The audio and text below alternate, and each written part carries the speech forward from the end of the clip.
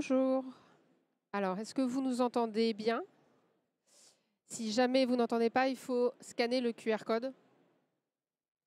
Ok. Écoutez, je voulais vous introduire donc Monsieur Chong Tor, qui est le président fondateur de la fondation Senior Force Plus et qui va venir vous présenter les enjeux et les pistes de solutions pour l'emploi des seniors, qui est un enjeu au niveau national pour notre pays.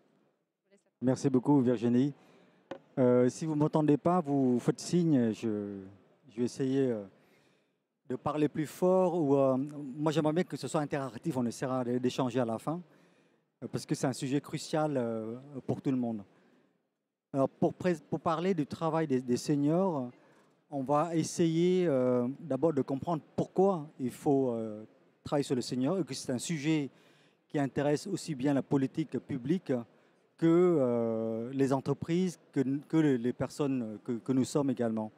Donc, je vais aborder la raison pour laquelle il faut travailler sur le sujet senior, mais je vous présenterai aussi les différentes solutions que nous pouvons proposer. D'accord? Alors, déjà pour présenter donc Senior Force Plus, nous sommes une association de bénévoles. Donc, moi-même, je suis chef d'entreprise, je travaille de façon bénévole pour l'association.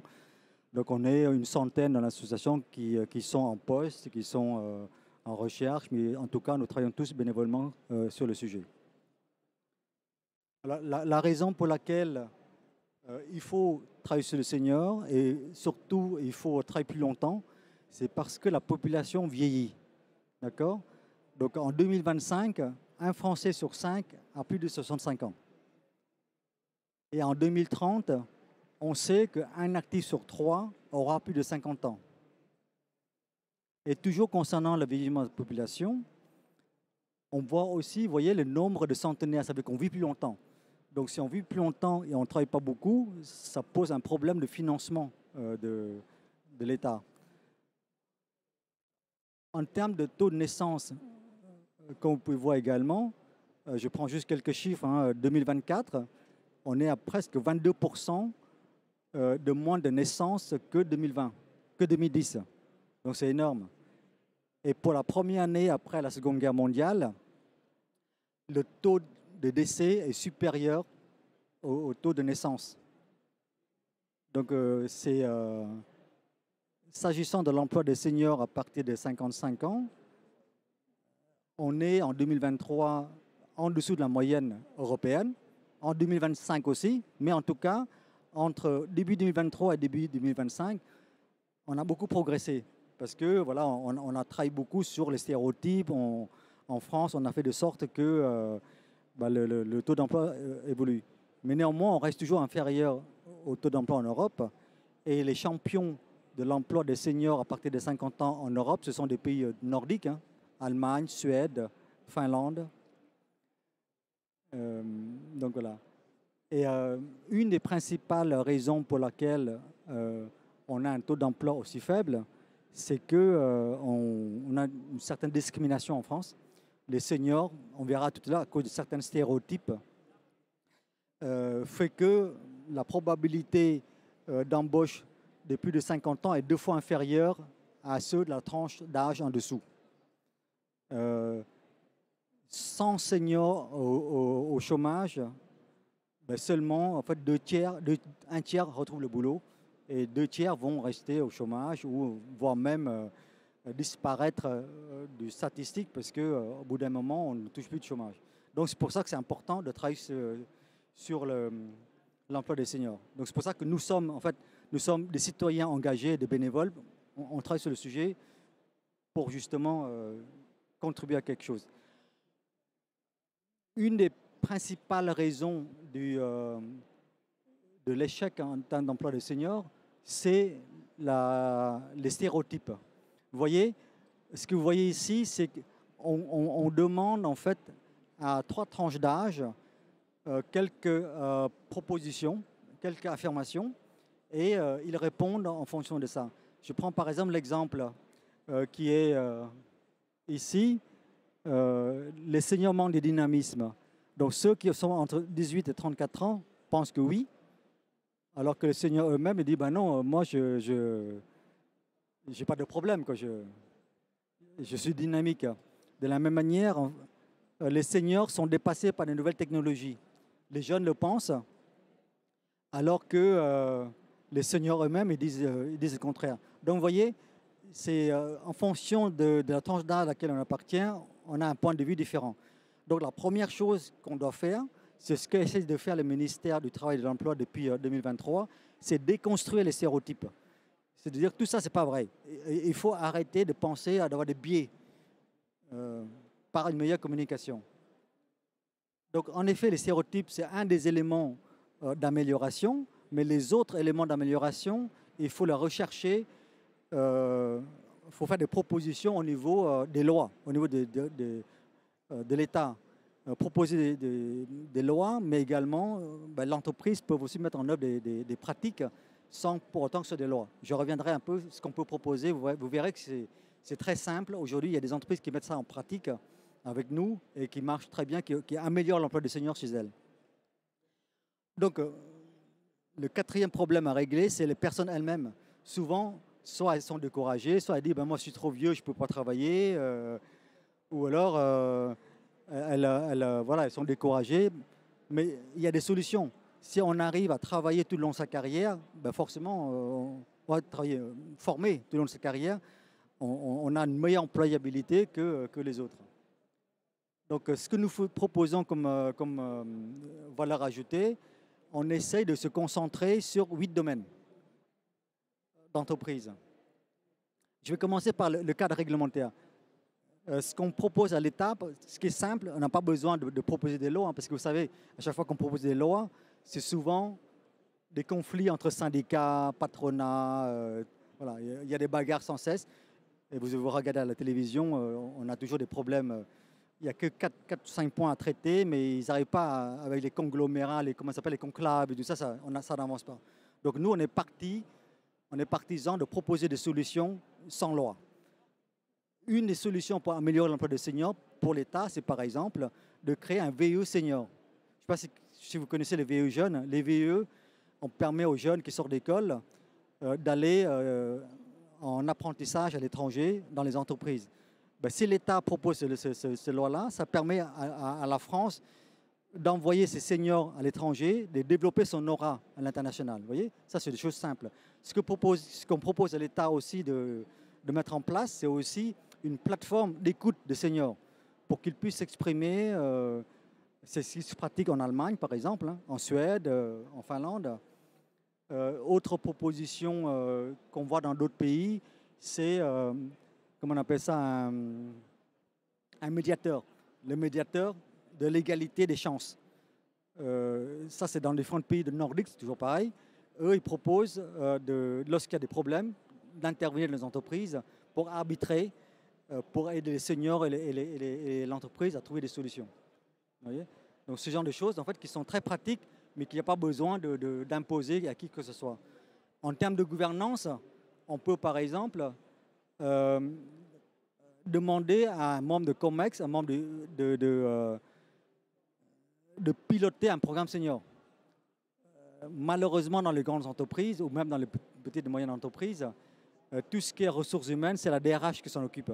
Donc, la direction générale, souvent, est orientée business, regarde le développement international, etc. Donc, si un membre de COMEX, un dirigeant d'entreprise, prend en charge le sponsoring du programme senior, ça permet peut-être de mieux prendre en considération le programme senior. Par exemple, on peut mettre en place, lui, il peut passer en revue avec son équipe tous les trimestres combien on utilise les seniors dans l'entreprise, combien sont-ils formés, combien veulent bouger d'une région à une autre. Vous voyez, si on met en place des mesures de suivi, on permet peut-être mieux de garder les seniors dans l'entreprise.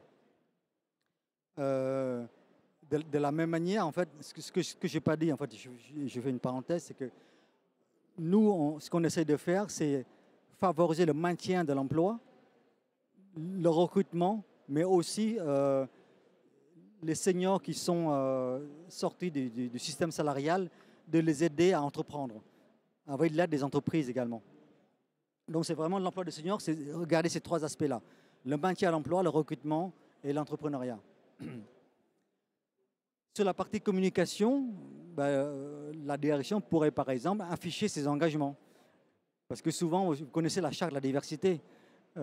Souvent, les entreprises signent la charte, affichent vers l'extérieur. Mais maintenant, si on dit, voilà, OK, quels sont vos engagements vis-à-vis du senior? Si vous le signez et vous le montrez en interne, comme ça, les salariés peuvent mesurer, peuvent voir réellement si la mise en œuvre est effective dans l'entreprise. Ce sont des choses comme ça. Toujours dans la communication, je ne sais pas si vous le savez, mais il y a une loi qui impose à l'entreprise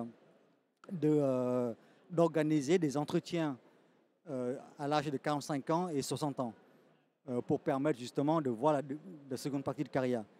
Mais très peu d'entreprises le mettent en pratique. Parce que, voilà, mais si la direction dit, voilà, OK, moi je contrôle, tous les trimestres je vérifie si on exécute ou pas cette loi.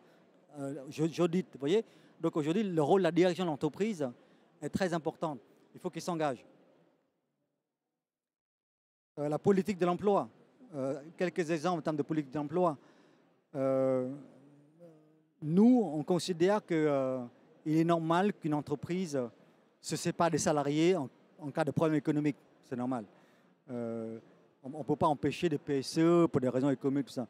Mais la question de savoir, lorsque l'entreprise se sépare des collaborateurs, on leur demande de faire, comment dire, de les proposer à 2 autres entreprises pour dire, voilà, nous, on est en train de licencier quelqu'un, est-ce que ça vous... Regardez-le, écoutez-le, interviewez-le, s'ils peuvent vous convenir, prenez-les. Vous voyez, c'est juste une recommandation. Parce que quelqu'un au chômage, c'est plus difficile de rebondir tout ça sans recommandation. Donc voilà, en gros, sur chacun des domaines, on a des propositions. Et on a une centaine de propositions aujourd'hui que les entreprises peuvent appliquer. Sur la partie recrutement, ce qui se pratique en Suède, par exemple. En Suède, ils ont un programme qui s'appelle École Salary for Equal Work. Donc, ils ne regardent que les compétences et l'expérience des entreprises, des personnes. Ils ne regardent pas l'âge, ils ne regardent pas le sexe, ils ne regardent pas... et ça, c'est généralisé dans tous les entreprises en Suède. Ce qui fait que lorsque vous faites un CV, déjà, il n'y a pas de barrière d'âge. Et bien sûr, quand il y a un entretien, là, forcément, on voit la personne. Mais au moins, on a passé la première étape. Entretien. Alors, d'autres sujets, la formation, c'est pareil. La formation tout le long de la carrière, c'est important. On a analysé nous-mêmes les entreprises du CAC 40. On s'est dit, quel est le problème des entreprises du CAC 40 sur ces 8 domaines? On a constaté que la grande majorité, voire presque toutes, ne forment plus des seniors à partir de 50 ans. C'est comme ça. Et donc, nous, notre recommandation, c'est de former les personnes dès l'embauche jusqu'à la fin. C'est s'assurer que tout le monde est toujours formé. Et l'employabilité passe par la formation, évidemment. Pareil, l'employabilité passe aussi par la santé. Si les salariés sont en bonne santé, ils travaillent plus longtemps. Enfin, la partie lien intergénérationnel, c'est important aussi. C'est quelque chose qui faire travailler les jeunes avec les seniors en même temps, faire des réunions régulières entre les deux permet justement de construire le bien vivre ensemble dans l'entreprise. Et souvent, la nouvelle génération apporte autant aux seniors que les seniors expérimentés apportent à la jeune génération. Alors, sur ces 8 domaines, on s'est dit, pour améliorer l'emploi des seniors, il faut 2 choses dans ces 8 domaines. D'abord des outils, et l'autre chose, c'est des événements ou comme des tables rondes, comme des séminaires et tout ça, pour engager, pour sensibiliser, engager les entreprises. Mais les outils, c'est important pour nous. Alors, qu'est-ce qu'on a comme outils? On essaie de promouvoir auprès du ministère du Travail et de l'Emploi un outil qui s'appelle le Senior Score. Le Senior Score, c'est comme le Nutri-Score.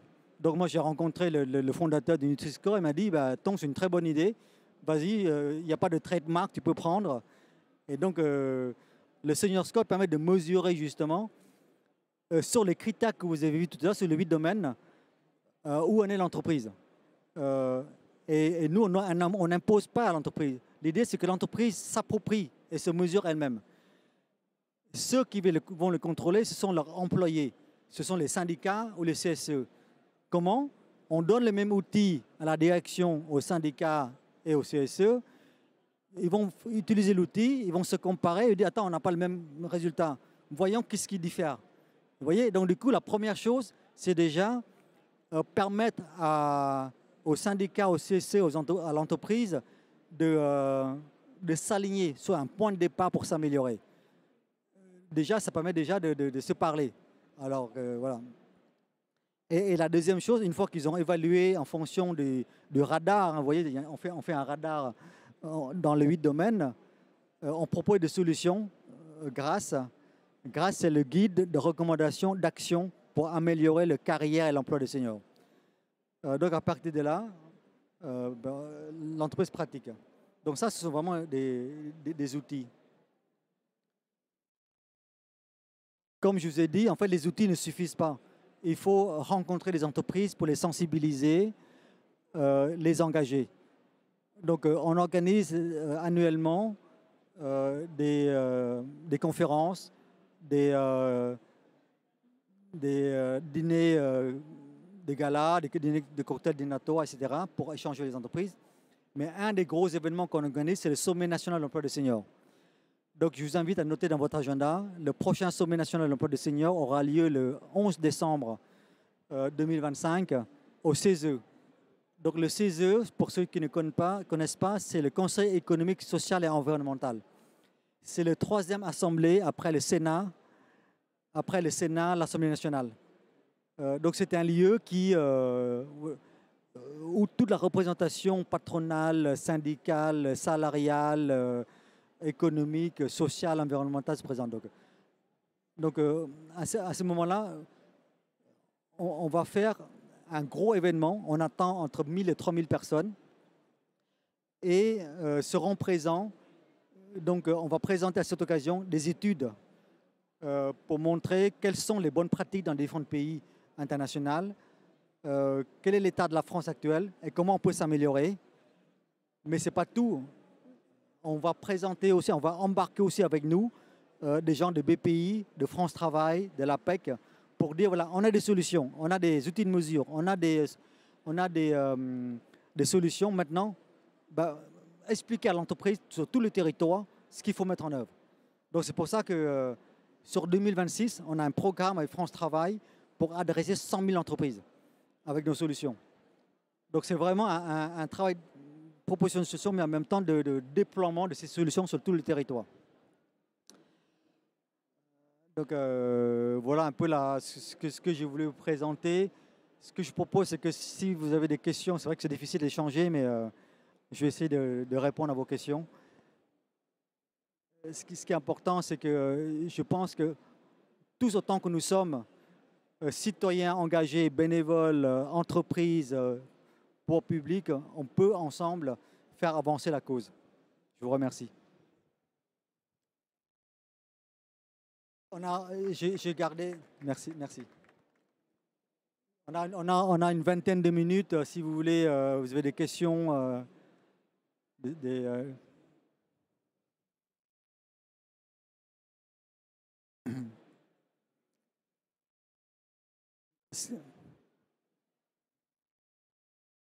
Merci Tong pour ta présentation. Est-ce qu'il y a des exemples particuliers que qui pourraient illustrer ce que tu viens de dire en termes d'actions mises en place déjà? Merci pour la question. Alors, ce qu'on a mis en place déjà, donc la plateforme que je vous ai parlé, elle est opérationnelle aujourd'hui. C'est une plateforme digitale. Donc, on a déjà des entreprises, en fait, on a déjà une trentaine d'entreprises qui sont onboardées sur la plateforme pour se mesurer et évaluer. Donc, on a Schneider, on a AXA, on a Altarea, on a Fnac Darty, voilà, parmi les... Et Schneider, par exemple, qui utilise le système de mesure et la solution depuis 1 an et demi, ils ont progressé de C à A. Et ils ont embauché des seniors, ils ont maintenu l'emploi des seniors. Et donc voilà, et notre notation elle est très simple. Hein. C'est pour ça que ce que je ne vous ai pas dit, c'est qu'en termes de senior score, pour que ce soit transparent et objectif, on a juste posé des questions, oui ou non, vous avez mis ça en place. Oui ou non, vous avez former des seniors à partir de 50 ans? Oui ou non, vous avez un membre de COMEX qui pilote un programme pour les seniors? Oui ou non, vous avez, voilà. Et donc, du coup, forcément, il y a aussi un chiffre. Combien vous avez de seniors dans votre entreprise? Combien sont formés tous les ans? Donc, du coup, ce sont des questions simples qui nécessitent des réponses simples. Et c'est pour ça que vous soyez syndical ou que vous soyez représentant de salariés, que vous soyez dirigeant d'entreprise, vous pouvez répondre que la même chose. Donc voilà, on a aujourd'hui des gens qui ont progressé, hein, comme j'ai dit tout à l'heure, Alterea et Schneider, depuis qu'ils ont travaillé avec nous, ils ont marqué des points supplémentaires. Nous sommes une association, on ne vit que sur des dons pour rester indépendant justement, pour éviter d'être associé à une entreprise quelconque ou sous le coupe de l'État. Donc on est absolument... notre réussite passe par la réussite justement de tous. C'est pour ça qu'au Sommet national de l'emploi, on réunit à la fois le pouvoir public, France Travail, l'APEC, etc., mais les entreprises. On aura également des sociologues, des économistes aussi, voilà, des écoles, etc. Donc, dans le format du sommet, le matin, il est consacré à faire l'état des lieux et proposer des solutions. L'après-midi, on a des stands, des rencontres avec les entreprises et le pouvoir public. Et puis, voilà, il y a aussi beaucoup de livres. On a un stand librairie aussi, sur tous les livres qui sont publiés sur le sujet des seniors.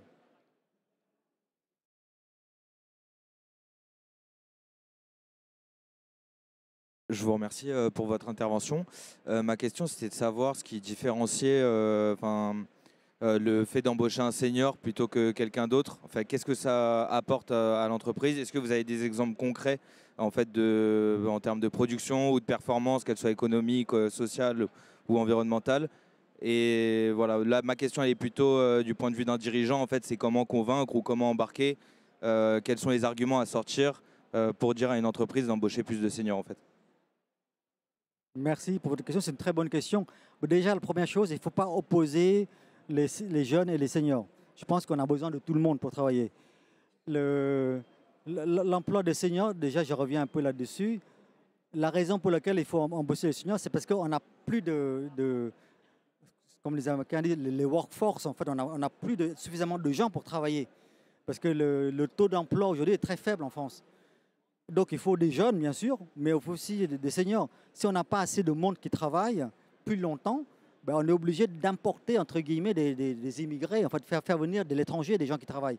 On n'a pas assez de ressources pour travailler. Pour donner un exemple, rien que pour financer la retraite, je parle que ça, pour financer la retraite, lorsqu'on sortait de la guerre, on a 4 actifs pour un retraité. En 2025, on a un actif pour un retraité. Alors, je ne vous dis pas dans 5 ans. Vous savez qu'on va... Voilà. Et c'est pour ça qu'on a un vrai problème de financement de la retraite. Ce n'est pas pour nous, pas pour mon génération, ceux qui ont plus de 50 ans, mais c'est plutôt pour ceux qui suivent après. On n'a plus suffisamment de monde pour travailler. Donc, du coup, nous qui travaillons, qui bénéficions des retraites par répartition, ben, les jeunes qui arrivent, ceux qui sont moins de 40 ans, moins de 50 ans, ben, ils vont cotiser eux-mêmes pour payer la retraite. Vous voyez, donc ce n'est pas juste. Si on veut maintenir la retraite par répartition, il faut absolument travailler plus longtemps. Et c'est pour ça que, moi je ne suis pas politique, hein, mais ce que je peux constater, c'est que voilà, il y a des syndicats qui veulent passer de l'âge de 62 ans, 64 ans à 60 ans. Mais mécaniquement, ce n'est pas possible. Si on fait ça, ça veut dire qu'on est égoïste, on pense qu'à nous. Parce que on n'aura pas de quoi financer l'école, on n'aura pas de quoi financer la retraite, on n'aura pas de quoi financer la santé. On a besoin d'argent pour financer tout ça. Donc il faut travailler plus longtemps. Et on n'est pas plus intelligent que les autres pays, puisque dans tous les autres pays, au Japon, c'est 70 ans. Dans le pays nordique, c'est 67, 68 ans. Donc voilà, si on fait 60 ans, on a un vrai problème de financement. Et pourquoi il faut travailler plutôt que les seniors, plutôt que les jeunes? C'est, comme j'ai dit tout à l'heure, il ne faut pas faire la distance. Mais en tout cas, les seniors, c'est l'expérience. Aujourd'hui, on sait combien coûte le coût d'un senior, c'est parce que les seniors coûtent cher dans l'entreprise. Mais ce qu'on ne mesure pas, c'est combien coûte le manque d'expérience dans l'entreprise. Moi, je prends le cas de Airbus, pour ne pas le nommer. Je ne sais pas s'il y a des gens d'Airbus ici. Airbus a viré massivement des seniors il y a quelques années. Et ils se sont rendus compte que pour maintenir leur avion Airbus, il faut 40-50 ans. Et il n'y a que les seniors qui connaissent qui ont l'expérience. Du coup, ils sont obligés de faire revenir les seniors. Vous voyez? C'est l'expérience. La raison pour laquelle, pour répondre à votre question, c'est il y a l'expérience, mais il y a aussi le poids de transmission. Il ne faut pas imaginer dans une entreprise, on remplace tout au tout. Si on vire tous les vieux, on garde que les jeunes, eh bien, qui va transmettre la connaissance de l'entreprise? Voilà. Et d'ailleurs, aujourd'hui, lorsqu'un jeune rentre dans une entreprise, il y a le mentoring. Ce sont des seniors qui accueillent les jeunes. Voilà. Donc, c'est pour ça que c'est important. J'ai répondu à votre question.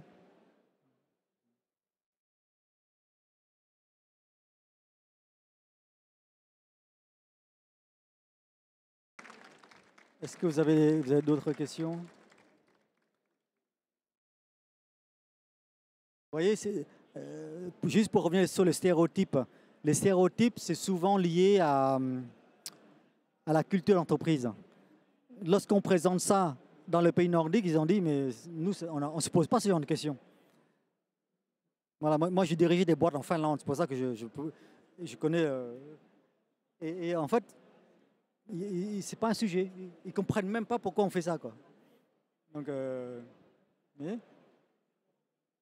et de la même manière, je ne sais pas si vous avez l'occasion d'aller au Japon, mais au Japon, il y a tous les âges, il y a tout le boulot pour tout le monde. Évidemment, il y a des petits boulots, des plus grands boulots, mais en tout cas, il y a une vraie transmission dans l'entreprise et tout le monde travaille là-bas. Tout le monde travaille, jusqu'à 70 ans.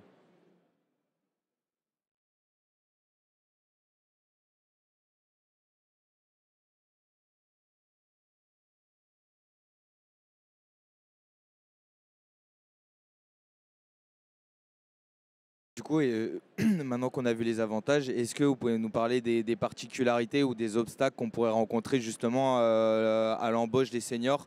Est-ce qu'il y a des particularités qui leur sont propres ou alors c'est les mêmes que tout le monde affronte au quotidien dans le milieu du travail? Est-ce qu'il y a des éléments spécifiques à mettre en place pour les accueillir? C'est une bonne question parce que il y a deux sujets. Enfin, je vais répondre par faire deux réponses.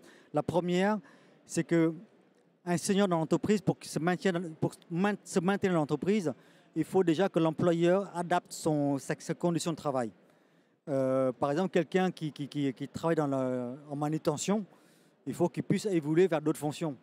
Ou alors améliorer un système de levage automatique avec l'IA, tout ça, voilà. Amélioration des conditions de travail pour qu'ils puissent travailler plus longtemps. Ou alors changer de secteur. Ça, c'est pour ceux qui sont en poste. Ceux qui sont en recrutement, comme je disais, il faut déconstruire les stéréotypes. Parce que souvent, on dit, voilà, les seniors coûtent cher. Mais aujourd'hui, j'ai rencontré des seniors qui disent, moi, je suis prêt à prendre le boulot moins cher, moins bien payé. Par exemple, si je n'importe quoi, je suis payé 3 000 € au chômage, je suis prêt à prendre un boulot à 2 000 € pour montrer que je peux regagner ma... Voilà. Donc, le frein, c'est ça. Le senior coûte trop cher. Le frein, c'est comme j'ai vu montrer tout à l'heure. C'est... ils sont pas agiles, ils sont pas intégrables. Donc voilà, il faut casser ces stéréotypes. Donc c'est ça, il n'y a vraiment pas de frein, ce sont des stéréotypes. Le frein à l'emploi des seniors, c'est comme tout le monde. C'est-à-dire que voilà, il y a des seniors bons comme des seniors mauvais, ou des jeunes bons comme des jeunes mauvais. Voilà. C'est le recul normal. C'est pour ça que nous, on pousse à ce que qu'on soit dans une entreprise beaucoup plus diverse et inclusive. Pas genrée, pas de problème lié à l'âge. Voilà. Tout le monde a le droit de travailler. Ce qui est important, c'est l'expérience et les compétences. C'est ça. Et c'est pour ça, d'ailleurs, les Suèdes sont très en avance là-dessus. C'est comme la Finlande, d'ailleurs, ce sont des pays nordiques qui sont orientés vers les ressources humaines. Nous, en France, on est un peu plus orienté finance. C'est-à-dire qu'on veut gagner beaucoup et travailler peu. C'est pour ça que voilà, tout le monde veut, évidemment.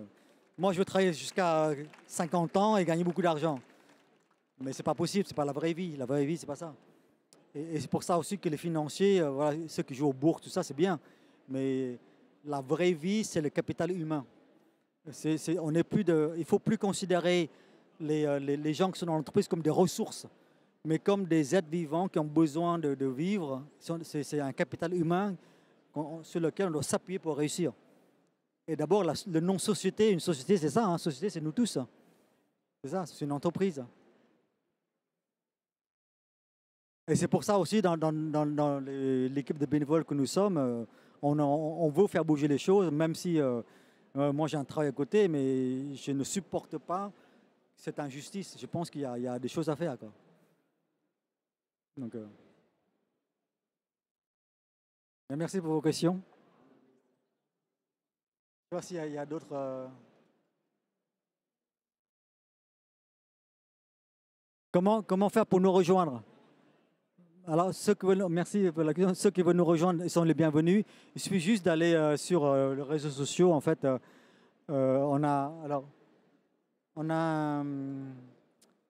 venez me voir après. Sinon, sur les réseaux sociaux, il y a notre site web qui s'appelle Senior Force Plus. Il faut juste postuler pour nous rejoindre. Et aujourd'hui, on est un peu la référence justement des ministères, des entreprises. Et d'ailleurs, c'est pour ça que Big nous a invités de présenter aussi. Moi, je vais faire pas mal de conférences avec France Travail, la PEC et tout ça. Aujourd'hui, on a besoin de bouger. Et c'est pour vous dire que tout le monde est en train de bouger. C'est que l'effectif de la PEC et de France Travail sont en train de bouger aussi. Et consacrent plus de personnel maintenant vers l'entreprise pour qu'ils puissent justement mieux conseiller les entreprises pour embaucher les gens. Alors qu'avant, ils sont beaucoup plus concentrés pour aider les gens. Ce qui est une bonne chose. Hein. Les pourvoyeurs d'emploi sont les entreprises. Donc, c'est pour ça que nous, on veut bien aider les personnes qui sont en recherche, mais on pense qu'on est beaucoup plus utile à aider les entreprises à embaucher. Et c'est pour ça que notre cible l'année prochaine, c'est 100 000 entreprises. Sur la plateforme, là, on veut onboarder 100 000 entreprises là-dessus. Là. Et imaginez que si 100 000 entreprises s'évaluent et s'améliorent, on peut embaucher jusqu'à 20 000 personnes. Vous voyez, c'est possible. Pourquoi c'est possible? Je donne juste un exemple. J'ai une autre association pour les jeunes qui s'appelle les Entretiens de l'Excellence, que j'ai créé avec des copains il y a 20 ans. On aide les jeunes en fait, à rencontrer des professionnels de tous les métiers et pour qu'ils puissent faire de bonnes études par la suite. Mais cette association, aujourd'hui, on rencontre 100 000 jeunes par an, 100 000 jeunes entre la 3e et la terminale, avec 4 000 bénévoles. Et on sait que 20 000 jeunes font des études supérieures grâce à nous. Vous voyez, donc ce n'est pas grand-chose, c'est pas mal quand même. Et notre objectif, c'est de faire pareil pour les seniors. Je vous remercie beaucoup. Merci.